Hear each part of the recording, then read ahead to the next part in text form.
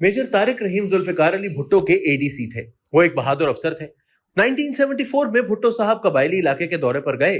वजीर आजम जब हेलीकॉप्टर से उतरे तो जलसा गाह में धमाका हो गया। मेजर तारिक रहीम ने भुट्टो साहब को धक्का देकर नीचे गिराया और खुद इनके ऊपर लेट गया। वो खुद जख्मी हो गया जबकि भुट्टो साहब मुकम्मल तौर पर महफूज रहे। भुट्टो साहब ने बाद अज़ां जलसे में मेजर तारिक रहीम को स्टेज पर बुलाया और हजारों लोगों के सामने इसकी बहादुरी और वफादारी की तारीफ की।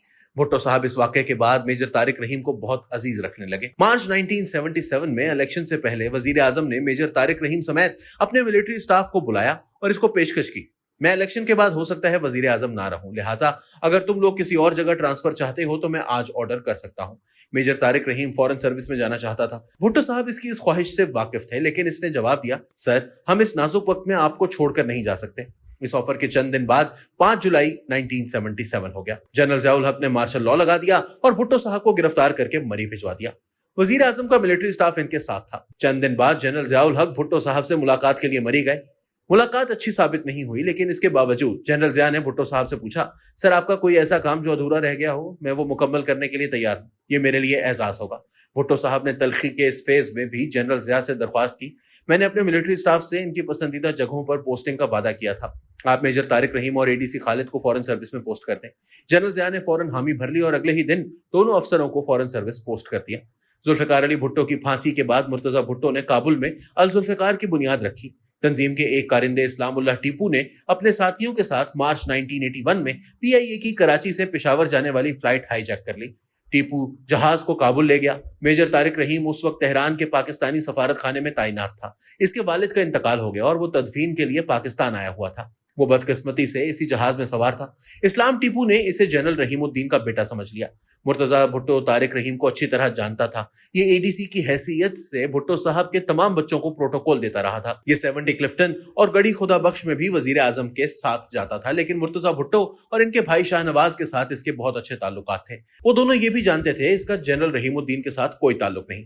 मेजर तारिक ने जहाज से मुर्तजा भुट्टो को खत भी लिखा और इसमें इन्हें अपना पुराना ताल्लुक याद करवाया, लेकिन इसके बावजूद इस्लाम टीपू ने मुर्तजा भुट्टो के हुक्म पर तारिक रहीम को 6 मार्च को गोली मारकर इसकी नाश जहाज से नीचे फेंक दी और ये मंजर पूरी दुनिया के मीडिया ने अपने नाजरीन को दिखाया और यूं भुट्टो साहब का साबिक एडीसी मोहसिन और बेगुनाह शख्स नफरत की भेंट चढ़ गया। मैंने ये वाकया राजा अनवर की किताब दहशतगर्द शहजादा में पढ़ा था और ये मेरे जहन में चिपक कर रह गया था। आप किस्मत का हेर फेर मुलाहिजा करें। एक एडीसी ने अपनी जान दाव पर लगाकर भुट्टो साहब की जान बचाई और भुट्टो साहब ने अपनी हुकूमत गिराने, मार्शल लॉ लगाने और अपनी जान के दुश्मन जनरल ज़ियाउल हक से दरख्वास्त करके इसे वजारत खारजा में ट्रांसफर कराया और फिर वो शख्स इसी भुट्टो साहब के बेटे के हाथों मारा गया।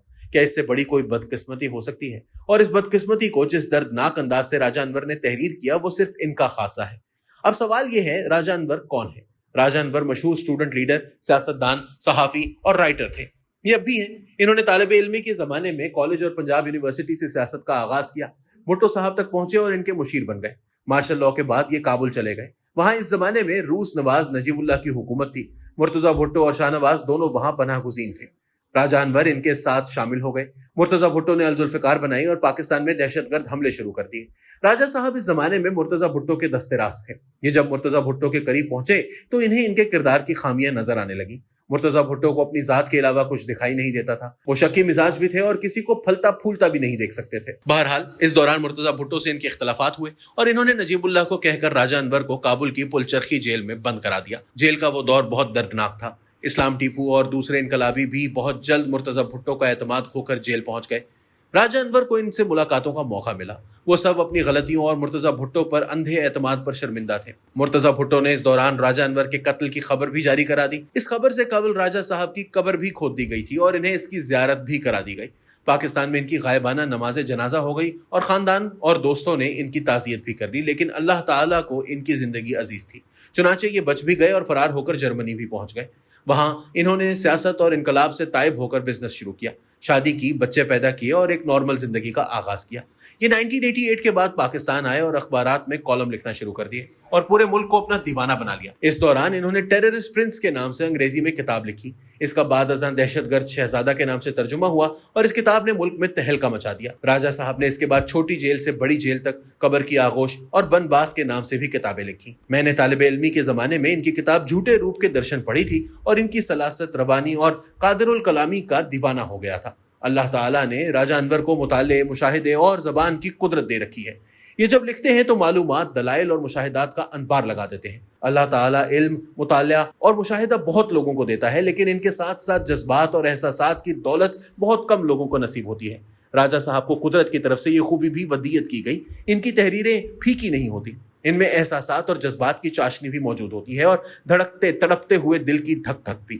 میں ان کی کتابیں بے شمار مرتبہ پڑھ چکا ہوں۔ آپ یقین کریں یہ ہر بار میرے اوپر پہلے سے زیادہ اثر کرتی ہیں۔ میں نے چند دن قبل چوتھی مرتبہ دہشت گرد شہزادہ پڑھی اور میں نے راجہ انور صاحب کو فون کیا۔ یہ اس وقت برطانیہ میں مقیم ہیں، سال میں چند ماہ کے لیے پاکستان آتے ہیں اور پھر برمنگھم چلے جاتے ہیں۔ وہاں انہوں نے 2 مکان خرید رکھے ہیں، ایک میں خود رہتے ہیں اور دوسرا کرائے پر چڑھا رکھا ہے۔